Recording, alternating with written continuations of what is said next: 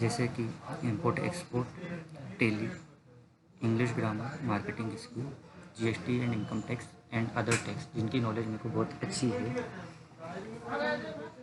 एवं ये सब जो भी सर्विसेज मैं आपको दूंगा यह सब अनपेड है, इसका कोई भी शुल्क नहीं है।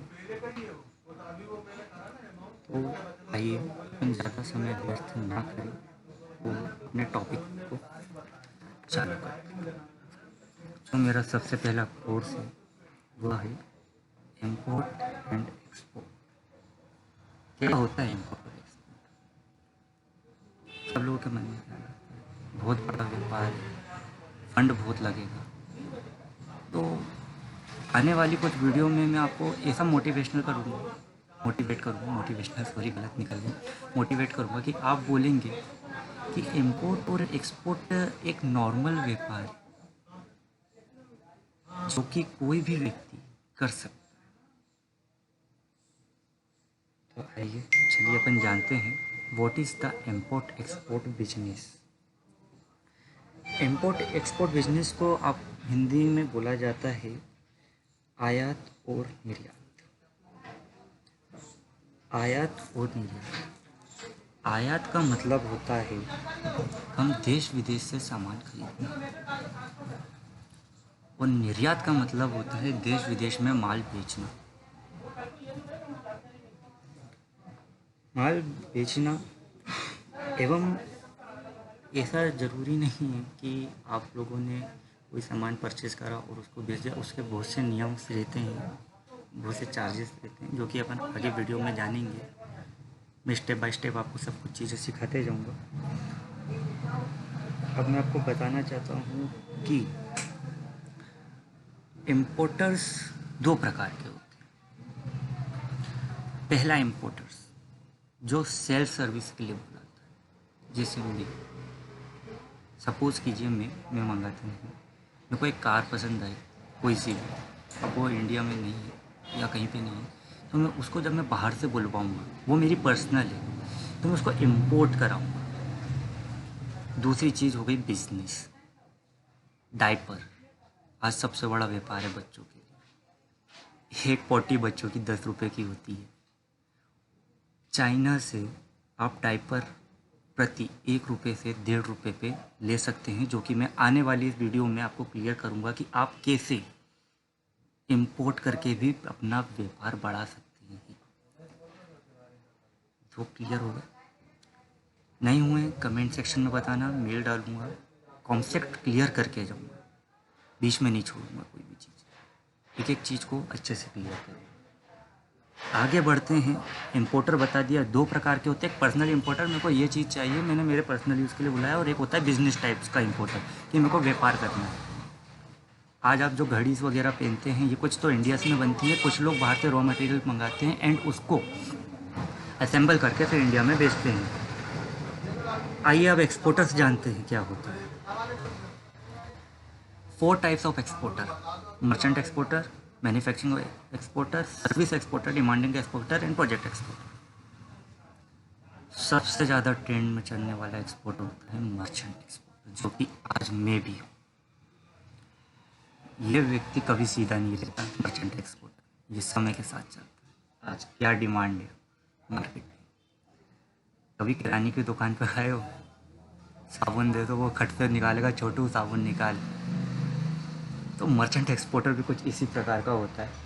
उन्होंने का डिमांड क्या बोल रही, बोल रहा गर्मी का समय आ गया, बरसात गई और चावल का समय है, राइस का फोड़ गया। उसने गया राइस मिल, उसने कहा भैया राइस कितना दोगे? उसने कहा भैया 100 रुपये क्विंटल। उसने कहा ठीक है। उसने अपने जोड़ा, अपने चार्जेस जोड़े, कस्टम फीस वगैरह जोड़ी, उसको एक्सपोर्ट किया। उसने मेल डाला एम्बेसी में कि हाउ बायर्स के लिए कि मेरे को इस चीज़ का बायर्स चाहिए, लिक्विड का बायर चाहिए, क्लीनर्स का बायर चाहिए, चावल का चाहिए, गेहूँ का चाहिए, ग्रोसरी का चाहिए, ETC किसी का भी चाहिए। उसके पास जब ऑर्डर्स आते हैं तो वो ऑर्डर पे रिएक्ट करने वाला मर्चेंट एक्सपोर्टर होता है, जो हर चीज़ में डील करता है। अभी तक आपको समझ आ गया होगा कि मैं मर्चेंट एक्सपोर्टर के विषय में क्या बोलना चाह रहा हूँ।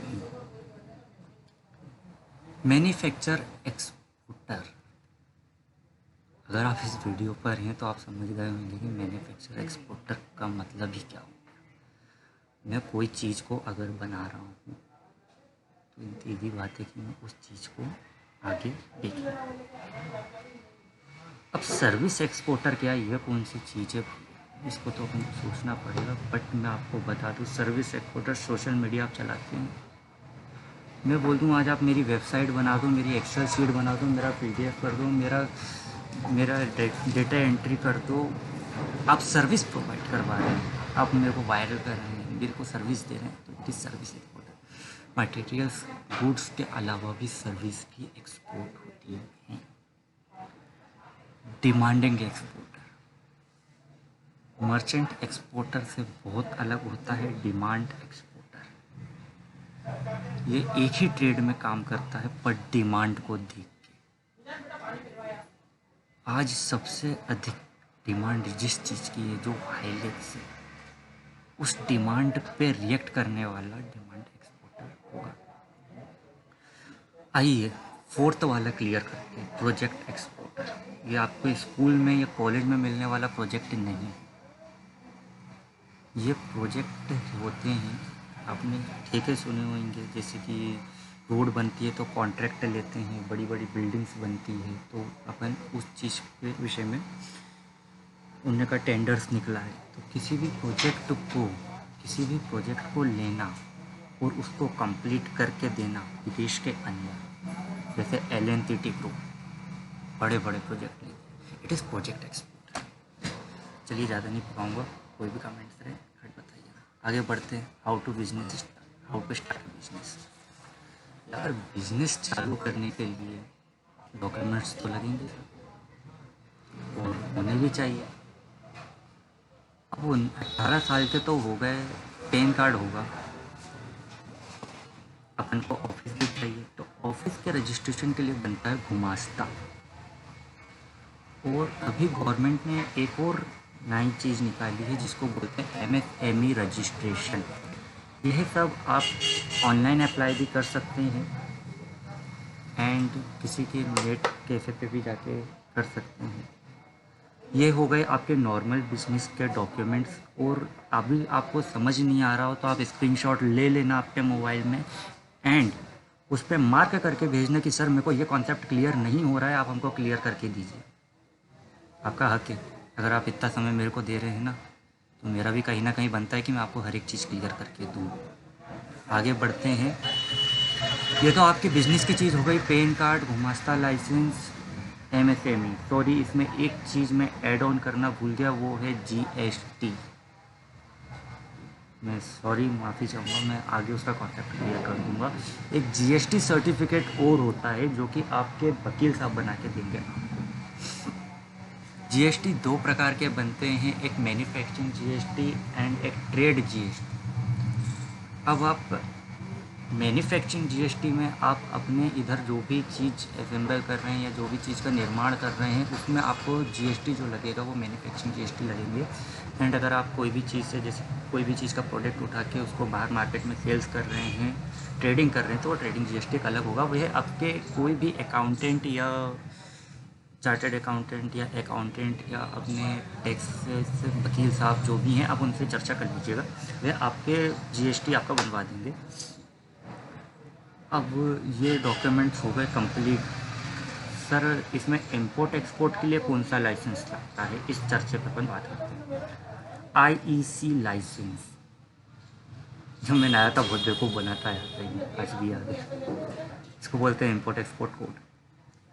IEC मेरे को नॉलेज नहीं थी, छोटा था, तो मैं IEC बनवाने गया था भोपाल।